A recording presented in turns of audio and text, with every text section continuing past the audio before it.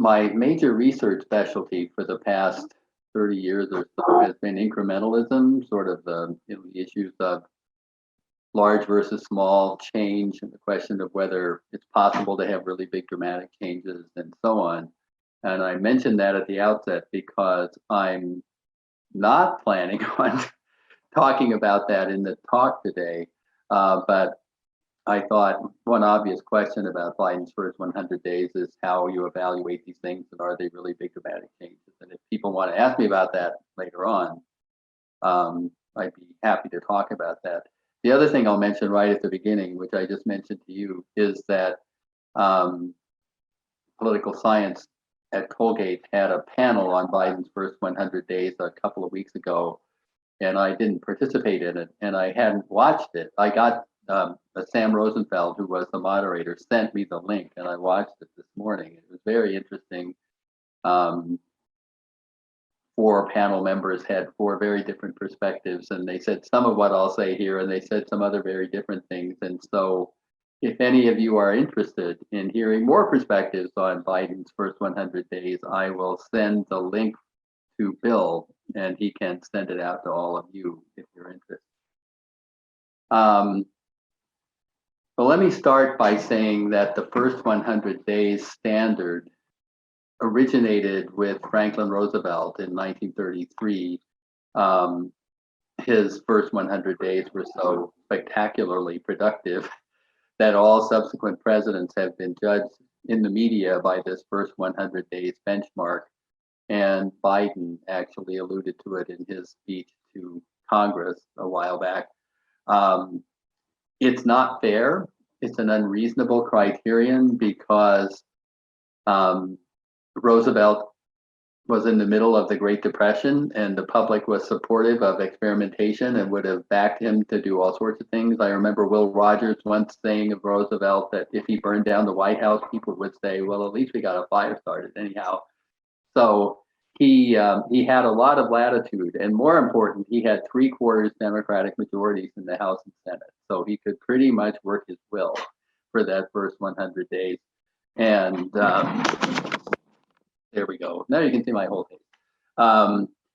Whereas Biden has a slim margin in the House and the 50-50 Senate, where they only pass things with Kamala Harris's tie-breaking vote. So the 100 days standard is a little unfair, but presidents all move fast anyway. They are almost all driven to try to achieve a lot very early on for other reasons. And in particular, I'm going to refer to something political scientist Paul Light called the cycle of increasing effectiveness and the cycle of decreasing influence in a book I think called The President's Agenda, if I remember right.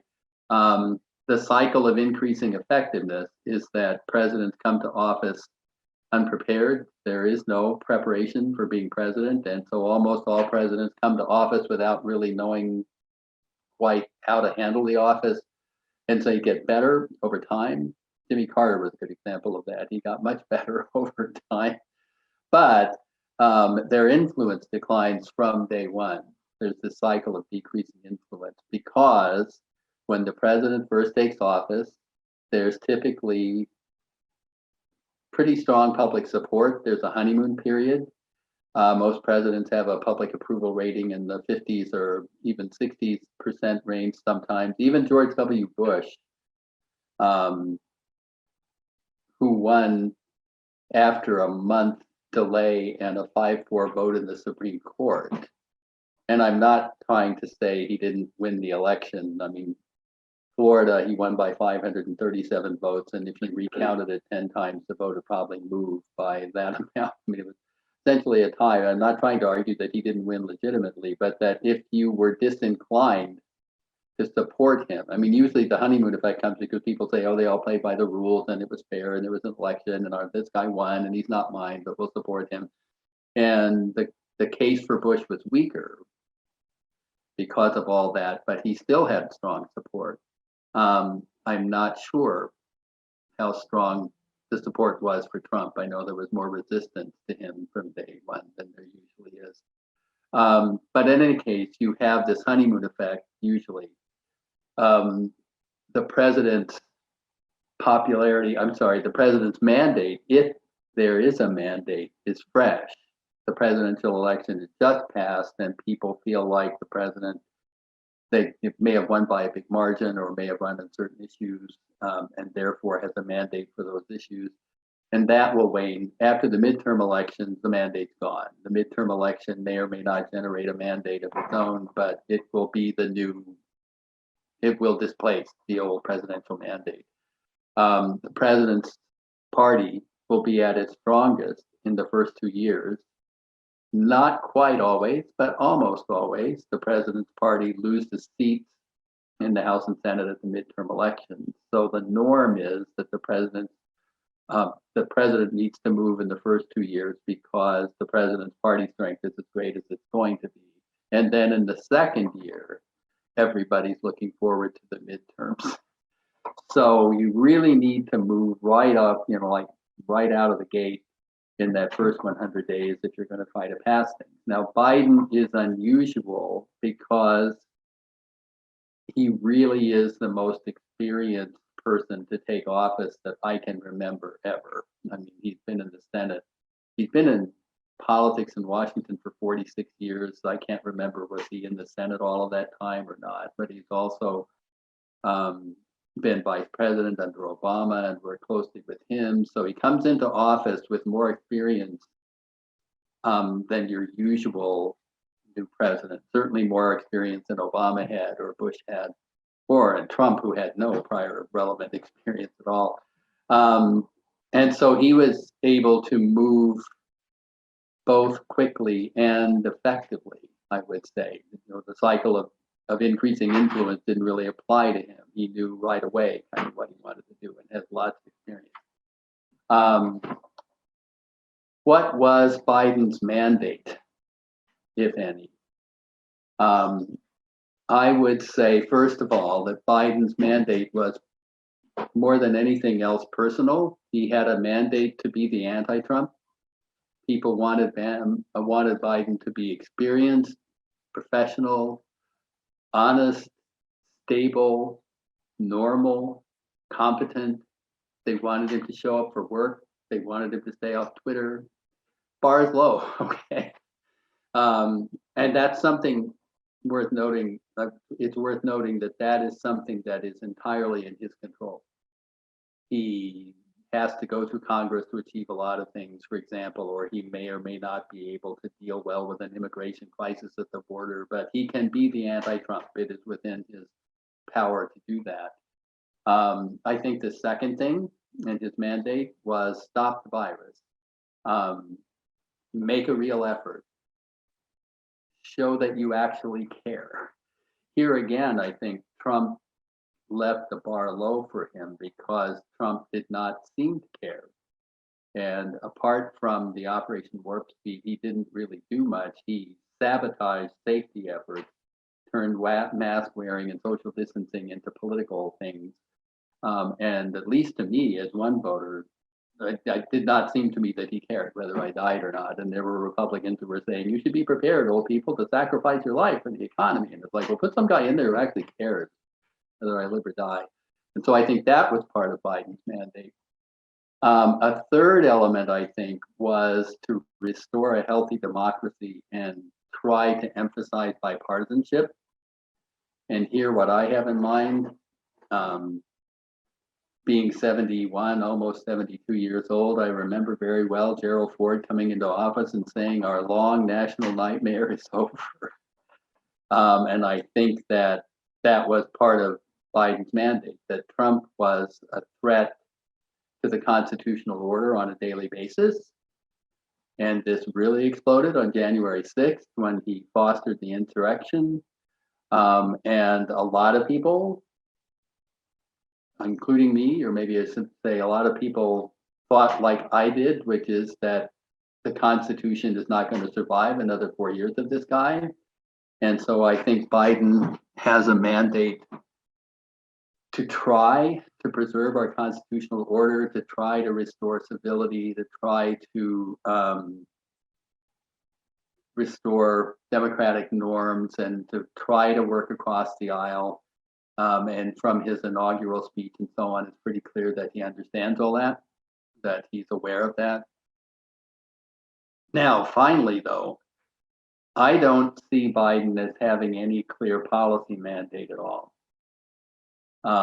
When you see a policy mandate, you know it when you see it. And I'm thinking of like Ronald Reagan in 1980 ran on two things. He wanted to cut taxes 10% a year for 3 years and get the economy going. And he wanted to spend several $100 billion to rebuild our defenses. And to make the mandate even clearer, Jimmy Carter took issue with him on those two things.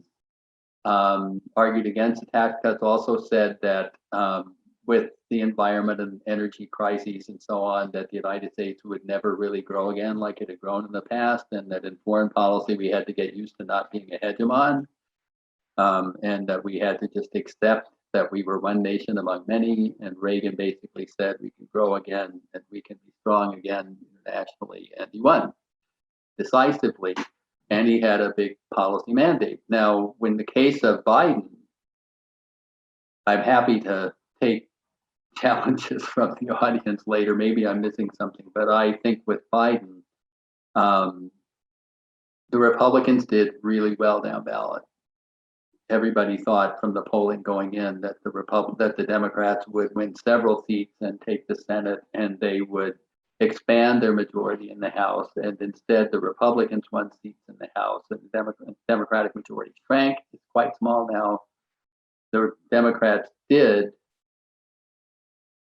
tie the Senate. They won those two elections in Georgia after the presidential election was over, which gives them a kind of momentum at the end. But even those, I think, may have been at least partly a function of Donald Trump's general narcissism and challenging the election and saying the elections were valid and all of that. You can tell how many Republicans maybe didn't vote at all or whatever. But whatever the case, a 50-50 tie in the Senate with Kamala breaking ties is not the kind of gains in the Senate that anybody expected. And it doesn't suggest that the Democrats had a policy mandate for anything. To the extent that Biden had a policy, a vague, broadly defined mandate, I think it was to be a center-left Democrat, not to be distinctively not AOC or Bernie Sanders. And he was very clear about that in the primaries. He was very clear about that in the general election. Whether he is keeping that promise or not, we can talk about later. Now, in evaluating Biden's first 100 days, I want to suggest that you turn to the second page in the handout that I sent Bill, who sent it out to you electronically. My big goal today is not to tell you what to think about Biden's first 100 days, but to help you think for yourself about to give you tools that you can use to think about Biden's 100 days. And here I'm drawing on a presidential job description developed by Thomas Cronin, who was a very big deal presidential scholar, say 20, 30 years ago. And his book on the American presidency, which changes titles every so often, is in, this is taken from the 4th edition, but it's gone on to 5th and maybe 6th editions. But the 4th edition is the one I own, so I use that. But what I was interested in communicating to you is that there are at least 7 tasks by which you can judge presidents. And there are 3 broad policy areas in which they are judged by voters: foreign policy, macroeconomics, and domestic policy. My own specialties, I know more about domestic policy. I've taught courses in foreign policy. But the point I want to make here is that macroeconomics is mostly domestic, but it's distinct. A president managing the economy successfully to achieve economic growth with minimal inflation is maybe the overriding criterion by which voters judge presidents. And it's more important than anything else practically. And it's different from his domestic policies or her domestic policies. So foreign policy, macroeconomics, and domestic policy are three things. And then there's these 7 tasks. Legislative coalition building, which is dealing with Congress and getting to whatever majority you need to pass bills in the House and Senate. Nowadays, in the modern Senate, you have to have 60 votes for most issues. This is something we'll come back to in a little bit when we talk about reconciliation. Maybe I'll just give a little more background here at the risk of doing a rabbit trail, but the 60-vote Senate, when you read articles in the Times of the Post by people who work for the Times and the Post nowadays, they're all like too young to really remember anything. Like we've lived through things that they did not. They talk about getting rid of the filibuster and the cherished tradition of the 60-vote Senate. It's like the cherished tradition of the 60-vote Senate only goes back to the early 1970s. In the old days, the filibuster was an event where a person or a coalition would essentially talk a bill to death. There is no limit. There's no way of, well, debate goes on until cloture is invoked in the Senate, and it used to take a 2/3 vote. In the early 70s, that was lowered to 60 votes, but you still had to get up and talk. And the thing about a talking filibuster is that it tied up the whole Senate for the duration of the filibuster. If you were debating a civil rights bill and it was being filibustered, there was no way to move forward on anything else. That was indeed the source of leverage. You had leverage if you were filibustering because people wanted to pass other bills. The president had other bills. Individual members had bills they wanted to pass. And as more and more of the legislative session is consumed by the filibuster, people start thinking, well, let's pull this bill or let's compromise it so that they stop talking and we can move on. In the early 1970s, the then Senate Majority Leader Mike Mansfield adopted something that we now call the silent filibuster, which basically said, if you say you're going to filibuster a bill, we'll just say, okay, it's filibustered and now it takes 60 votes. But if Obamacare is on the floor on Monday, it's a 60-vote issue. But that doesn't mean that on Tuesday you couldn't take up immigration, or on Wednesday you could take up an authorization to use force in Yemen or whatever. So the Senate can move forward on issues, even though one or more issues are being filibustered. Well, obviously this makes filibustering really easy. Now all you have to do is say, I filibustered this, and you don't have to stand up and talk or anything, and it becomes a 60-vote issue. As the parties have become polarized, increasingly polarized in recent years, every controversial issue, almost every important issue, every issue that divides the parties is filibustered. And as long as the minority party has at least 41 members, they can block anything because you can't get to 60, right? So legislative coalition building is really, really difficult. What goes on now and what's going on now with Biden is that reconciliation, maybe I'm telling you all what you already know, but reconciliation is properly a part of the budget process. And I find the budget really exciting, so I hope your eyes don't glaze over, but I'm going to be really brief. But after 1974, Congress created this thing called a budget resolution, which has to pass the House and Senate in identical form. And then the budget resolution, which takes into account revenues as well as spending targets and so on, governs what the appropriations committees do. And the appropriations committees are supposed to actually decide how much we're spending on different things. And then, of course, the House and the Senate don't agree, so they have a conference, and then it goes back to the House and Senate and passes. Well, anyway, there's going to be differences between the appropriations amounts and the budget resolution, and these have to be reconciled. And so reconciliation is the last stage. And reconciliation is binding. And because you have to have a budget every year, Congress or the Senate decided in its infinite wisdom that the reconciliation bills cannot be filibustered. So it only takes 51 votes to pass a reconciliation bill. This was corrupted over time because, let me say, first of all, in the Reagan years, we had such enormous deficits that reconciliation bills were used to cut spending and entitlement programs. The appropriations committees deal with controllable outlays, or which are outlays that go through appropriations, but there's all sorts of things like unemployment compensation and Social Security and Medicare that don't go through appropriations. And if you're going to lower spending on those, you have to rewrite the spending formulas. Like unemployment says you get 80% of what you made when you were laid off for 26 weeks. And if you want to save money, you can't, the appropriations committee can't say we're going to spend $100 million on unemployment this year. We're going to spend however many people are unemployed, what they were making when they were unemployed, and how long they stay unemployed is what's going to determine how much you spend. So if you wanted to save money, you'd have to say, well, let's do 75% of what they were making for 20, like rewrite the spending formula in some way. So under Reagan, they got at the budget deficit by rewriting spending formulas for hundreds, if not thousands of programs. So Congress got in the habit of legislating policy changes through the budget, through reconciliation.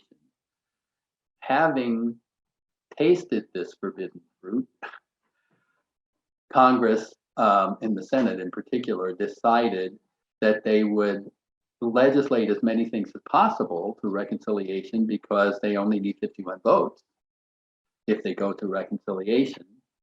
And they started legislating everything under the sun that way. And Robert Byrd, the late Robert Byrd, who was the Senate's expert on rules and I think chair of the budget committee, issued something called the Byrd Rule. And the Byrd Rule says that you cannot use reconciliation to pass bills that don't have some budgetary impact. That is where we are now with the Democrats and Biden trying to pass these big mega bills through reconciliation. And just to give you an example, they wanted to pass a $15 minimum wage as a part of reconciliation, as part of a big mega bill, and the Senate parliamentarians said they couldn't because the minimum wage doesn't have a budgetary impact, so it had to be stripped. So that's, reconciliation is used for anything that involves money. If you can say it has a budgetary impact, you can do it through reconciliation.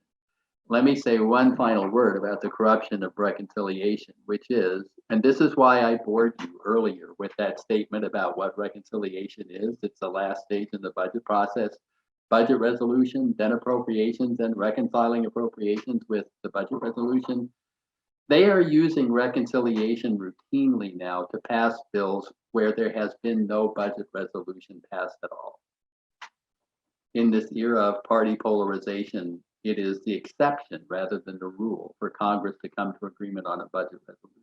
So you don't have a budget resolution, which means you don't have anything to reconcile with the appropriations amount. So the corruption of reconciliation has now become complete. Okay. So legislative coalition building is really, really hard.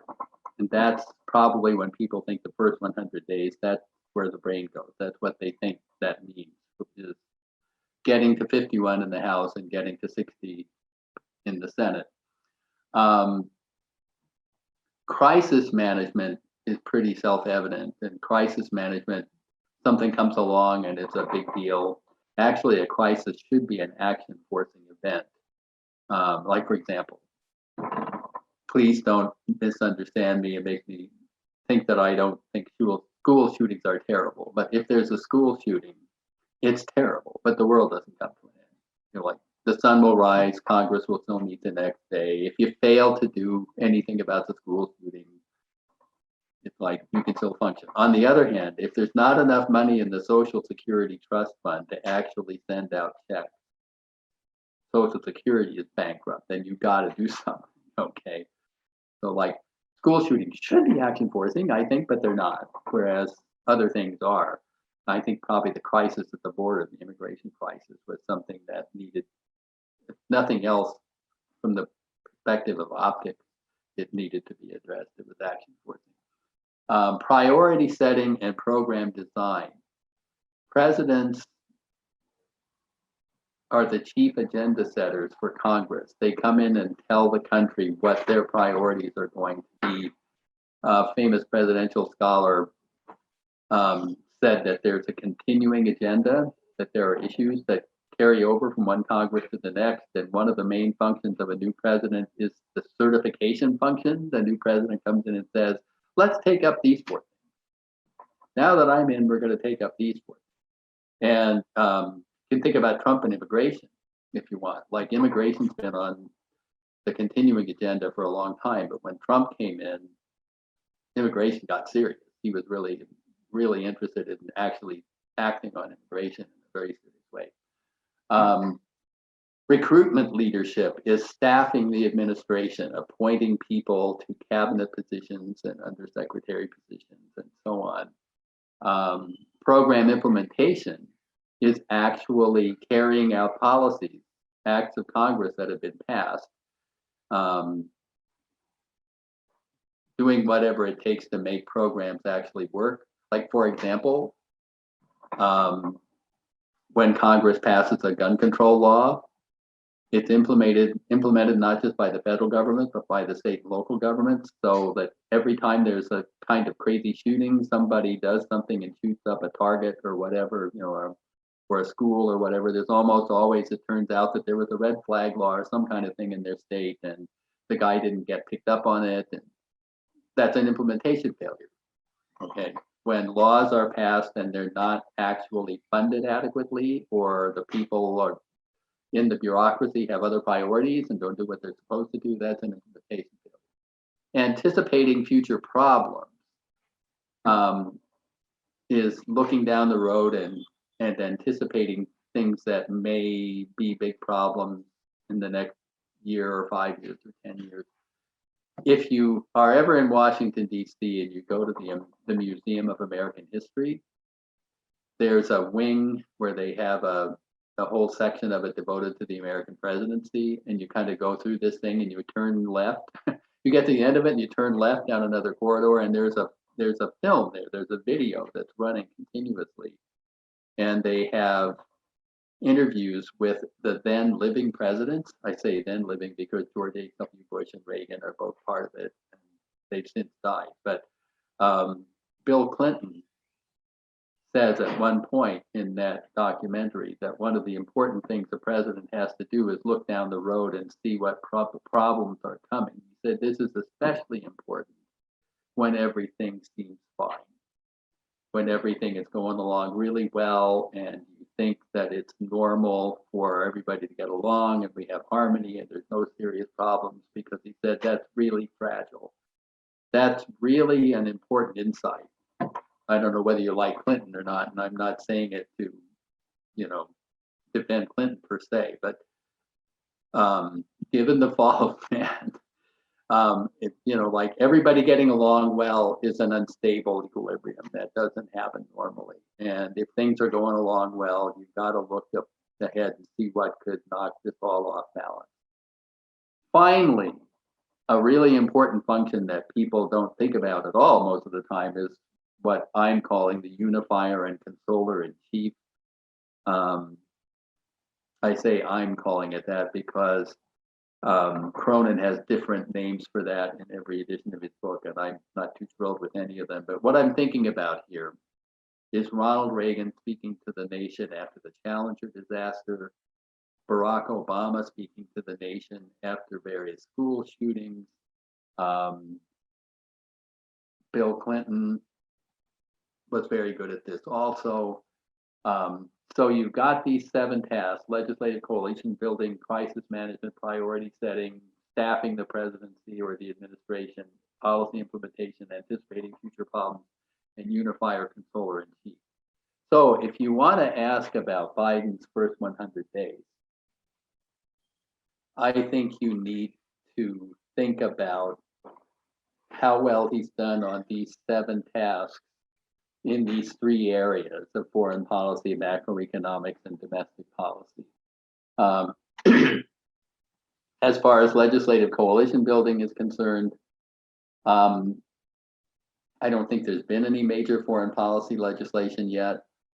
If there is, I missed it. Under macroeconomics, you could fit the pandemic relief and the American Families Bill because they're aimed so much at getting the economy going again, at getting small businesses through the crisis, getting individuals through the crisis so that once the pandemic is over, things can return to normal again. Domestic policy, again, the American Families Bill, and I would say the infrastructure bill is an important early initiative here. Biden was very successful with the pandemic relief and passed a really big program using reconciliation. The others are too early to tell. We'll see. There's some thought. Biden wants to try to be bipartisan, and there is an effort being made to negotiate a bipartisan compromise on infrastructure and maybe on the American Families Bill. But so Biden might accept less money for infrastructure to get Republican support and then put the rest of it through using reconciliation. I am not sure he will do that, and I'm not sure he should do that because part of the infrastructure bill involves taxes to pay for it. Taxes on corporations and taxes on the wealthy, and the Republicans will never agree to those. And so you will not get a bipartisan infrastructure bill that includes the funding that Biden wants. I don't know whether he will try to pack that funding into the other part of infrastructure that they would do through reconciliation on straight party lines. But I think what Biden's strategy seems to be is to extend the olive branch to Republicans, give them a chance to work with him, and then when they come up with about a quarter to a third of the money he wants, he just goes ahead and passes things on party lines. Crisis management. Here, the pandemic, to go over to domestic policy, here the pandemic is the #1 domestic priority. It has been Biden's #1 priority, and he has focused on it intensely at the expense of a lot of other things. Properly, I think. I don't think he has any choice. But I mean, for example, the George Floyd Act, police reform, climate change, a lot of those things are like on the back burner waiting while he deals with the pandemic and getting the vaccines out, because that's like a precursor to everything else. And bringing the recovery, bringing the economy back, I think is really important to Biden, the next big priority. And I have their economic recovery over debt reduction. That's something I should probably leave for questions and answers. But our deficits and accumulating national debt are truly horrifying. They were horrifying under Bush, they were horrifying under Obama, and they were horrifying under Trump. And we have a perfect storm coming in Medicare and Social Security and Medicaid down the road. We have unfunded entitlements that can really bring down the whole system, and somebody really needs to address them. But Biden is making the judgment that you can't really address them right now, that the economy matters more, and that you can hopefully get the economy going and then grow your way out of them. I don't know. I'm not expert enough to know whether that's realistic, but that's his strategy. The big crisis, if you want to talk about some external event that has intruded to knock him off balance, is the crisis at the border right now. That they seem to have managed that in the short term. I don't know whether they've managed it.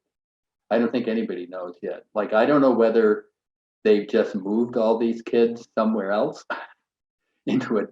I forget. It's like a different agency has different facilities, and they may have just put them all, crowded them all in together somewhere else. It may or may not be really solved, but in terms of media coverage and optics, they've made that one go away.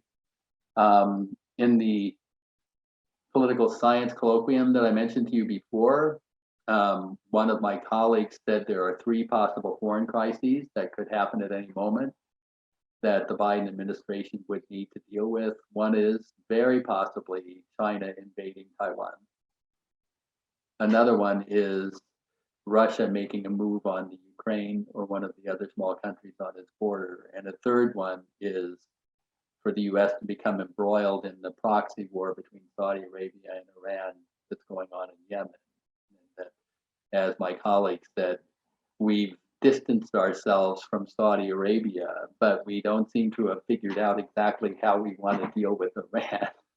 And so we're kind of unsettled there. And if any of these things would turn into a real crisis, they'd be difficult for us to deal with. Recruitment leadership.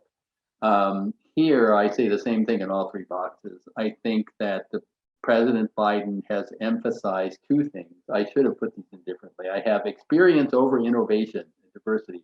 I don't mean experience over innovation and diversity. What I really mean is he's emphasized diversity and experience over innovation. And all I mean by that is, like, when you read things on the left, The Nation magazine and places like that, their big complaint is that, oh, these are just all boring guys from the Obama administration. You know, there's like no new exciting people in any of these positions, that he's going back with people that are just a little bit younger than he is. But he's emphasizing professionalism, he's emphasizing competence and experience, and he's emphasizing diversity. He's got this really incredibly diverse cabinet, whether you like that or not. Program implementation. This is where almost all presidential administrations drop the ball. For example, I just gave one example, and that is if we resume the Iran deal, the Iran nuclear deal, how will that be implemented? That will determine everything, like how closely we monitor what they're doing and overlook things and so on and so forth. In terms of the recovery bills, like the $2 trillion recovery bills, all those things that the administration wants money for, how closely will they oversee how that money is spent?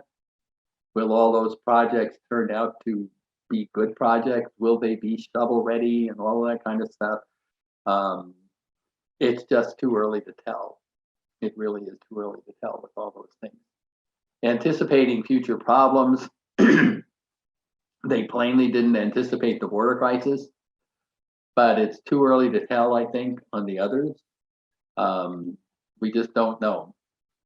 Future problems will emerge, and we'll find out how ready they were for them. The final one, the controller-in-chief. Here, I want to argue that Biden is doing a really good job. The man understands symbolism really well. Like, when he came into office, the Trump administration had negotiated a withdrawal agreement from Afghanistan with the Taliban.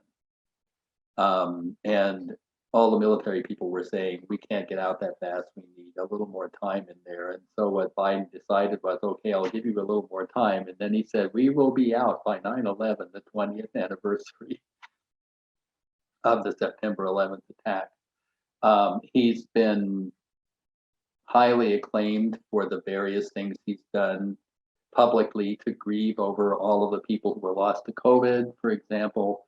And another colleague of mine has pointed out that one of the ways that Biden is like FDR, probably old enough to remember FDR, is in the fireside chats. I mean, like, Biden is not having fireside chats, but Biden is making a real effort to explain to voters what his programs are designed to do.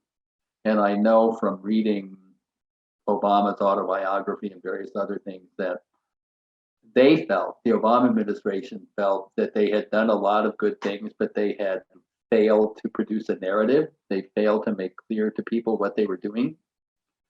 And Biden learned that lesson, and he's trying really hard to explain why he's doing the different things. And this is why, for example, he has significant Republican support in the public for a lot of the things he wants to do, even though the elected Republican leaders are opposing him on almost all of them. I want to say, before returning to the original sheet, that he's doing better on all these things, I think, than Trump was. Correct me if you disagree, but on legislative coalition building, with the one exception of the tax cut bill, the signature achievement of the Trump administration. And here I'm stipulating that that is something Trump would understand very well. And I think he probably paid a lot of attention to that and cared a lot about the individual provisions.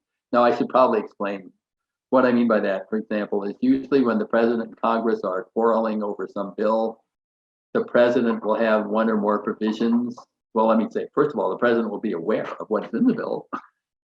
They'll be very aware of what is in the bill, and there will be things in the bill they really want, and there will be things in the bill that they want removed or reworded in some way. I don't think that Trump paid any attention to the content of bills at all. Like, for example, the repeal and replace Obamacare was very, very apparent that he just wanted some bill that he would then immediately declare to be a beautiful, beautiful healthcare reform. And what the content of it was didn't matter to him at all, really. In terms of crisis management, the one big crisis for Trump was COVID. And he minimized the importance of COVID. He sabotaged safety measures. He politicized mask wearing. So I don't think he comes off really well in crisis management. Priority setting, Trump's priorities changed from day to day, from hour to hour. There was no consistent follow through on anything. If I were a Trump backer, I would be angry with him for not achieving more because he didn't sustain interest in anything.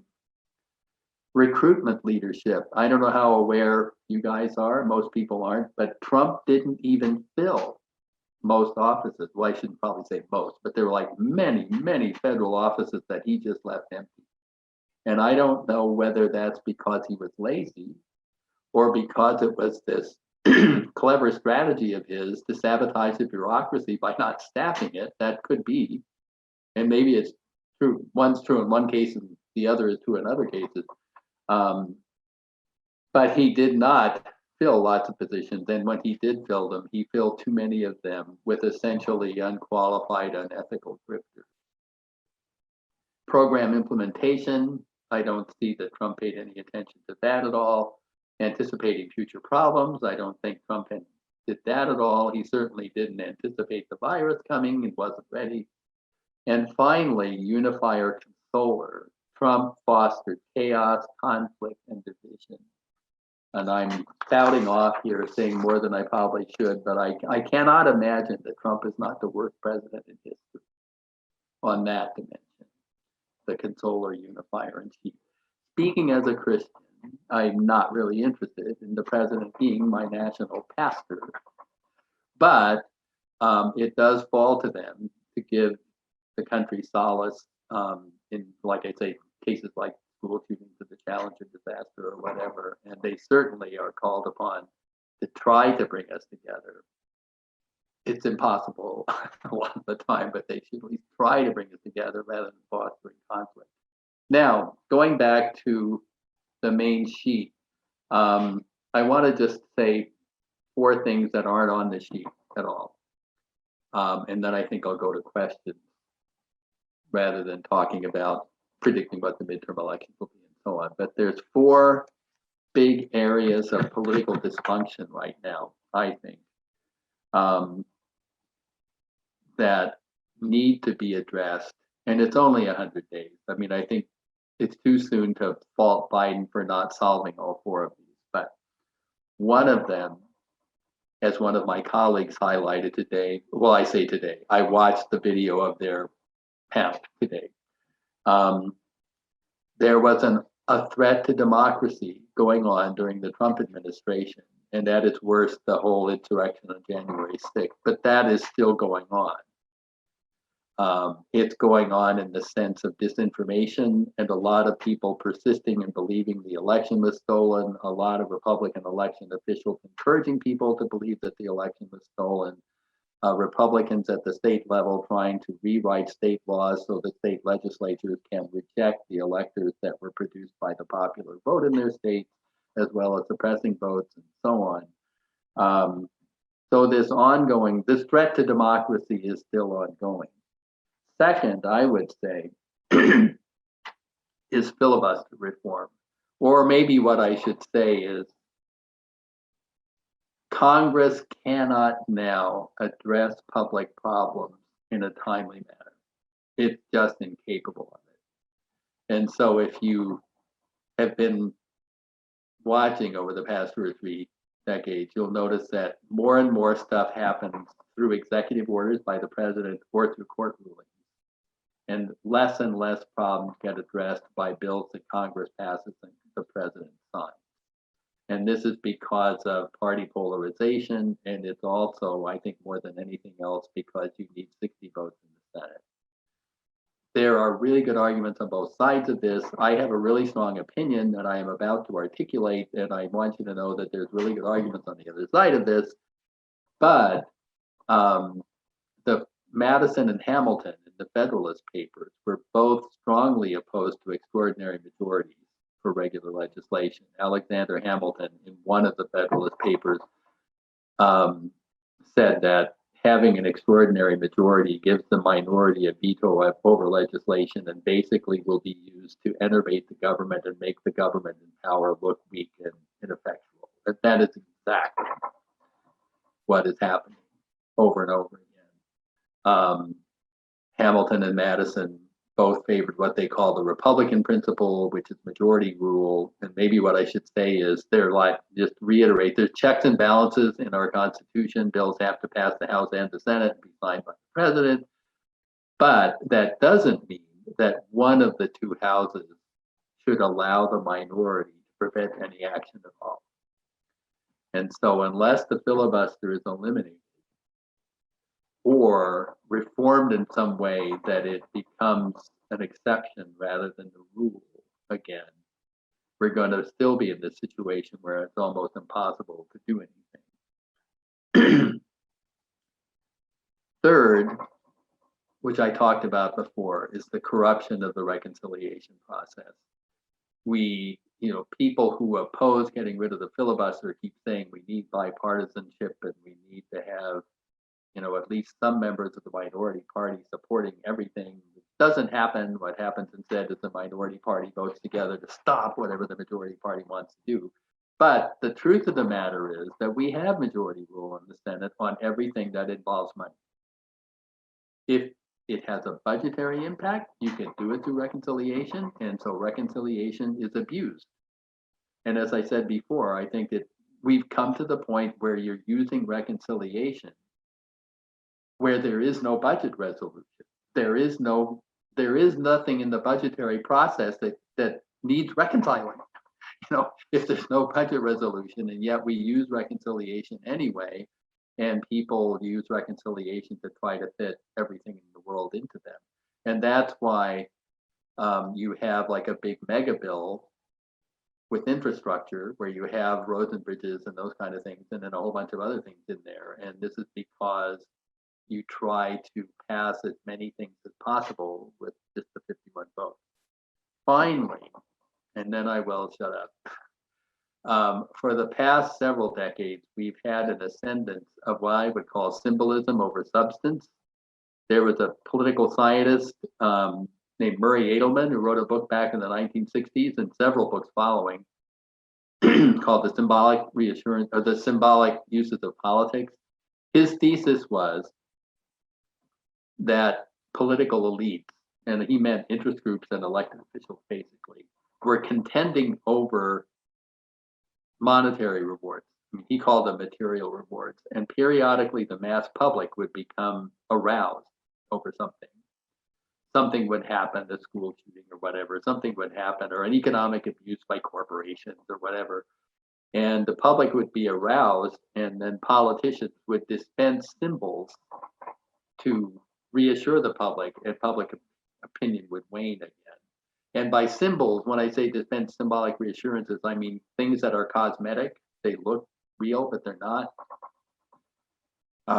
In that same vein, members of Congress for years have done something called position taking. If there's an issue like abortion that's really controversial and you're a member of Congress and you want to get reelected, what matters more for you is being perceived as on the right side of it. You want your base to see you fighting for them. So you're the pro-life guy or you're the pro-choice guy, depending on how your constituency is going. And the key to understanding this is it doesn't matter whether you win. Winning is less important than being perceived as being active and fighting for your constituency on that issue. Twitter and Facebook have accelerated this by a factor of 1,000. If you look at Twitter, I had an honor student a few years ago, did a thesis on Twitter.